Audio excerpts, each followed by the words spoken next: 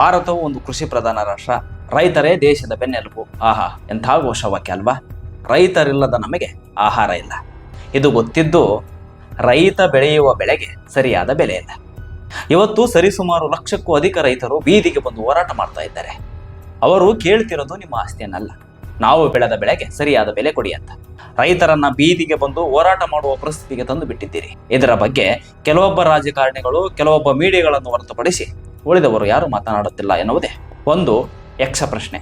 ಯಾಕೆ ನಿಮಗೆ ರೈತರೆಂದರೆ ಅಷ್ಟು ಉದಾಸೀನವ?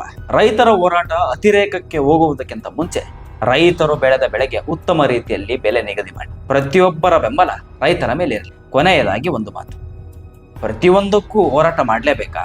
ರೈತರು ಮತ್ತು ವಿದ್ಯಾರ್ಥಿಗಳು ಕಷ್ಟದ ಪರಿಹಾರಕ್ಕಾಗಿ ಬೀದಿಗೆ ಬಂದು ಹೋರಾಟ ಮಾಡುವ ಪರಿಸ್ಥಿತಿಗೆ ತಂದು ಬಿಟ್ಟಿದೆ. ನಾಚಿಕೆ ಆಗ್ಬೇಕು ನಿಮಗೆಲ್ಲ. ಈ ಒಂದು ವಿಚಾರ ಸರ್ಕಾರಕ್ಕೆ ಮುಟ್ಟುವ ರೀತಿಯಲ್ಲಿ ಟ್ಯಾಗ್ ಮಾಡಿ ರೈತರಿಗೆ ಆದಷ್ಟು ಬೇಗ ಪರಿಹಾರ ಸಿಗಲಿ.